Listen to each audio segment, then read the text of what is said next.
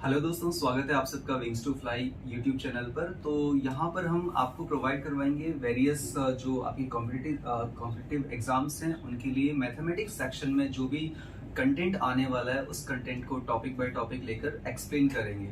और उस सीरीज में हम जो सबसे पहला टॉपिक ले रहे हैं वो जो टॉपिक है वो है नंबर सिस्टम। तो सबसे पहले हम स्टार्ट करेंगे नंबर सिस्टम से कि नंबर सिस्टम होता क्या है, क्योंकि ये वो टॉपिक है जो मोस्टली हर एग्जाम में आता है।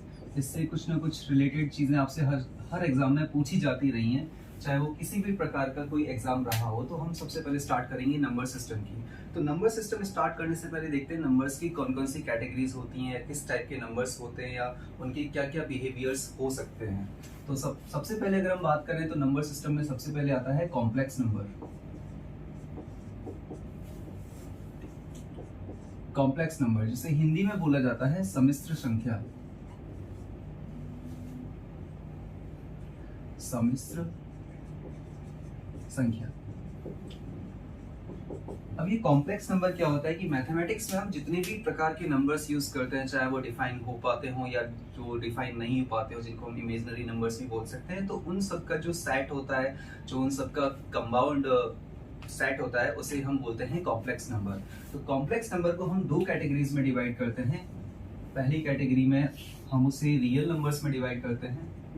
रियल नंबर जिसे हम बोलते हैं वास्तविक संख्या,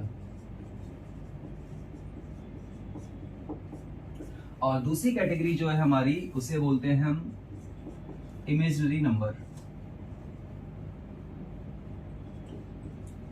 इमेजिनरी नंबर ये दोनों मिलकर, इमेजिनरी नंबर और रियल नंबर मिलकर ही क्या फॉर्म कर पाते हैं, कॉम्प्लेक्स नंबर फॉर्म कर पाते हैं। और इमेजिनरी नंबर को हम बोलते हैं काल्पनिक संख्या। जैसा कि हमें नाम से पता चल पा रहा है कि ये इमेजिनरी नंबर है, तो सबसे पहले इसी की बात कर लेते हैं, क्योंकि इमेजिनरी नंबर है तो क्यों है।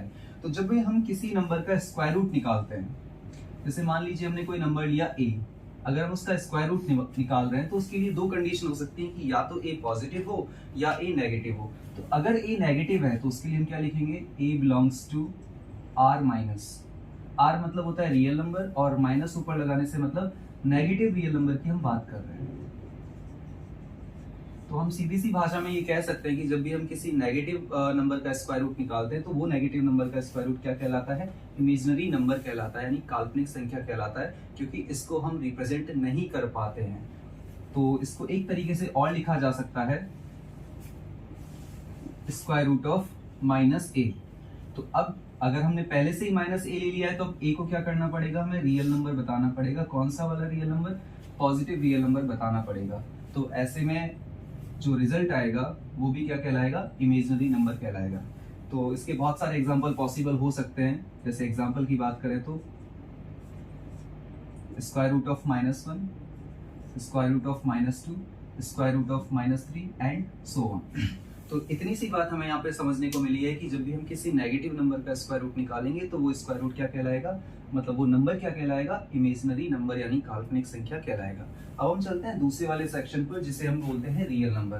तो मैथमेटिक्स में जो जितने भी नंबर हम यूज करते हैं वो सब किस कैटेगरी में आते हैं, रियल नंबर्स की कैटेगरी में आते हैं। मतलब हम ये कह सकते हैं कि -∞ से लेकर +∞ तक जितनी भी बड़ी हम नंबर लाइन बना सकते हैं उसकी स्टार्टिंग और फिनिशिंग जहां कहीं पर भी हो सकती है, वो सब क्या होते हैं, रियल नंबर्स होते हैं। और इसको हम रिप्रेजेंट किससे करते हैं, इसको रिप्रेजेंट करते हैं हम आर से, कैपिटल आर से। तो अगर कहीं पर भी हमें कैपिटल आर लिखा हुआ मिल रहा है तो इसका मतलब वो हमसे रियल नंबर की वहां पर बात करना चाहता है। तो अब रियल नंबर्स की बात करें तो हमने रियल नंबर्स को भी दो कैटेगरी में फर्दर डिवाइड कर रखा है। कौन कौन सी कैटेगरी है, पहली है रेशनल नंबर और दूसरी है इरेशनल नंबर। ये जो रेशनल नंबर होता है, इस रेशनल नंबर को हम बोलते हैं परिमेय संख्या, और इरेशनल नंबर जो होता है इसे हम बोलते हैं अपरिमेय संख्या। अब ये क्या होते हैं, तो अगर किसी भी नंबर को हम फ्रैक्शन के फॉर्म में लिख पाते हैं, अगर हम किसी को फ्रैक्शन के फॉर्म में लिख पाते हैं तो हमें पता होता है कि फ्रैक्शन में P/Q का फॉर्म चलता है, मतलब न्यूमरेटर और डिनोमिनेटर का फॉर्म चलता है। तो जब भी डिनोमिनेटर जहाँ पे बात कर रहे हैं हम क्यू की, तो क्यू क्या नहीं होना चाहिए, जीरो नहीं होना चाहिए। पहली बात तो ये जरूरी चीज है फ्रैक्शन के लिए कि किसी भी फ्रैक्शन का जो डिनोमिनेटर है वो जीरो नहीं होना चाहिए। तो जब भी हम किसी नंबर को फ्रैक्शन के फॉर्म में लिख पाते हैं तो वो कहलाता है रेशनल नंबर, ठीक है। लेकिन जब हम किसी नंबर को फ्रैक्शनल फॉर्म में नहीं लिख पाते हैं, मतलब पी अपॉन क्यू के फॉर्म में नहीं लिख पाते हैं, तब जाकर वो कहलाता है इरेशनल नंबर। तो इरेशनल नंबर की हमारे पास कुछ कंडीशंस हैं। इन कंडीशंस में अगर कोई नंबर सेटिस्फाई कर रहा है तो हम उसे बोल सकते हैं कि वो नंबर क्या है, इरेशनल नंबर है। जैसे कि पहली कंडीशन कि अगर हम किसी भी नंबर का स्क्वायर रूट निकालते हैं और वो स्क्वायर रूट परफेक्ट ना हो, तो अगर किसी भी ऐसे नंबर का हमने स्क्वायर रूट निकाला जो कि परफेक्ट नहीं होता है तो वो एक इरेशनल नंबर होता है। तो इसके लिए हम ये कह सकते हैं कि square root of a where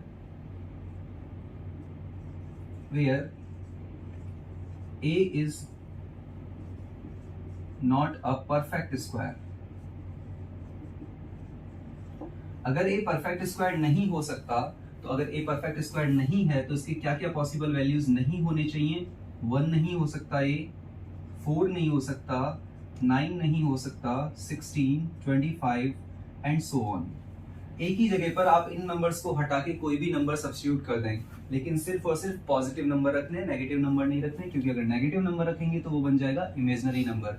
तो ऐसे पॉजिटिव नंबर्स जो कि 1, 4, 9, 16 फर्दर ऐसे स्क्वायर नंबर्स को आप हटा दें, तो जितने भी रियल नंबर्स हैं उनको आप यहाँ पे अगर रखते हैं और उसका स्क्वायर रूट करते हैं तो वो हमेशा आपको क्या रिजल्ट देगा, एक इरेशनल नंबर का रिजल्ट देगा। दूसरी चीज पाई फैमिली। पाई फैमिली से मतलब क्या है, पाई, 2 पाई, 3 पाई, 4 पाई, मतलब किसी भी नंबर को अगर हम पाई से मल्टीप्लाई करते हैं तो वो भी एक इरेशनल नंबर होगा, क्योंकि पाई जो होता है वो एक इरेशनल नंबर होता है। और यहाँ पर बहुत ज्यादा कंफ्यूजन रहती है पाई को लेकर कई बच्चों को कि पाई का वैल्यू 22/7 होता है। तो अगर हम ये मान के चले कि पाई का वैल्यू 22/7 है, तो 22/7 एक फ्रैक्शनल फॉर्म है, और जितने भी नंबर फ्रैक्शनल फॉर्म में होते हैं, जो पी अपॉन क्यू के फॉर्म में होते हैं, वो सब क्या होते हैं, रेशनल नंबर होते हैं। इसका मतलब हम ये कह सकते हैं 22/7 एक रेशनल नंबर है। तो इस हिसाब से तो पाई को रेशनल होना चाहिए, लेकिन पाई एक इरेशनल नंबर है। तो यहाँ से जो क्लैरिफिकेशन हमें मिलता है वो क्लैरिफिकेशन क्या है कि pi is not equals to 22/7, but pi is approximately equals to 22/7। मतलब पाई का जो वैल्यू है वो अप्रोक्सीमेटली 22/7 होता है, एग्जैक्टली 22/7 नहीं होता। मतलब जब हम पाई का कोई वैल्यू लिखते हैं 3.1459 समथिंग, इस तरीके से चलता जाता है। तो दो खास बात है पाई के लिए, एक तो कि अपने वैल्यू को कभी रिपीट नहीं करता, दूसरा इनफाइनाइट टाइम्स तक जाता है।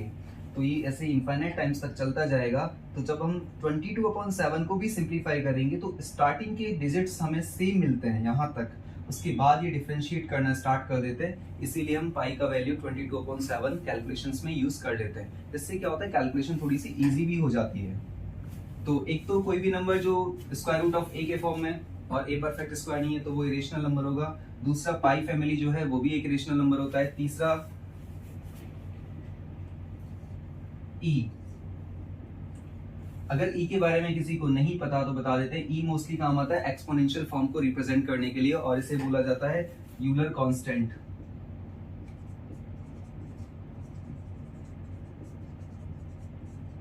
और इसका वैल्यू अप्रोक्सीमेटली 2.71 होता है। इसके आगे ये भी चलता जाता है और इनफाइनाइट तक चलता है। और सबसे अच्छी बात इसकी भी ये है कि ये इनफाइनाइट तक चलने के साथ साथ अपने आप को रिपीट नहीं करता है।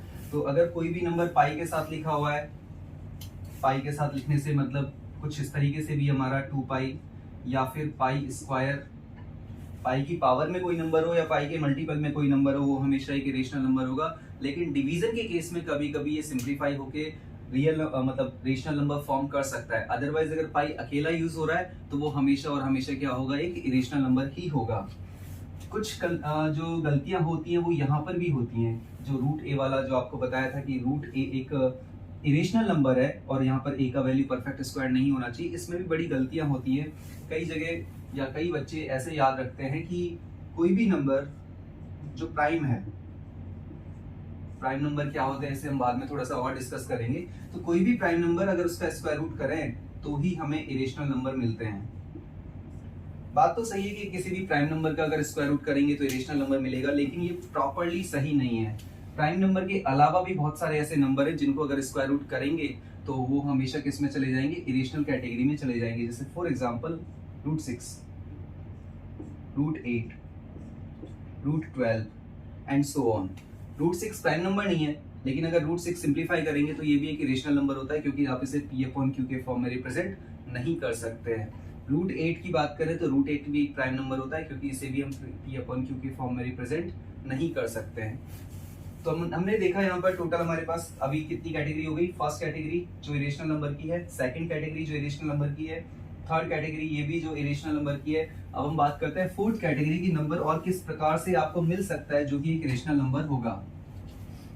तो अगर हमने कोई नंबर लिखना स्टार्ट किया 4.12 और उसके बाद हमने डिजिट्स को एक अलग ही सीक्वेंस में लिखना स्टार्ट कर दिया, जैसे 0, फिर से 1 2, फिर डबल टाइम्स 0 1 2, फिर ट्रिपल टाइम्स 0 1 2, और इसी पैटर्न को हम आगे फॉलो करते जा रहे हैं और नंबर कहां तक चल रहा है, इनफाइनाइट तक चल रहा है। तो ये जो कैटेगरी होती है, ये जो रिप्रेजेंटेशन होता है नंबर को लिखने का, ये भी क्या होता है, एक इरेशनल नंबर ही होता है। तो आज के इस वीडियो में हम इतना ही पढ़ेंगे। क्या क्या हमने पढ़ा कि सबसे पहले नंबर सिस्टम में कि नंबर्स क्या होते हैं। सो ऑल ओवर मैथमेटिक्स हम जितने भी प्रकार के नंबर्स यूज करते हैं उनको हम बोलते हैं कॉम्प्लेक्स नंबर। कॉम्प्लेक्स नंबर को हम दो कैटेगरीज में डिवाइड करते हैं, रियल और इमेजनरी। तो इमेजनरी क्या होता है, जब भी किसी नेगेटिव नंबर का स्क्वायर रूट निकालें तो उसे इमेजनरी नंबर बोलेंगे। और उसके अलावा जो कैटेगरी बचती है हमारे पास, जो कि मैथमेटिक्स में जनरली हम काम में लेते हैं, तो जितने भी प्रकार के हम नंबर्स काम में लेते हैं वो सब क्या होते हैं, रियल नंबर्स होते हैं। किससे रिप्रेजेंट करना है, कैपिटल आर से रिप्रेजेंट करना है। कहां से कहां तक होते हैं, -इंफिनिटी से +इंफिनिटी तक होते हैं। जो रियल नंबर होते हैं इसको हम दो कैटेगरी में डिवाइड करते हैं, रेशनल और इरेशनल में। इरेशनल क्या होता है वो हमने यहाँ पे अभी देखा। रेशनल क्या होता है इसे हम नेक्स्ट क्लास में देखेंगे कि कौन से नंबर्स रेशनल होते हैं और रेशनल नंबर को फर्दर किस कैटेगरी में डिवाइड किया जाएगा। इरेशनल नंबर को किसी और कैटेगरी में डिवाइड नहीं किया जाता है।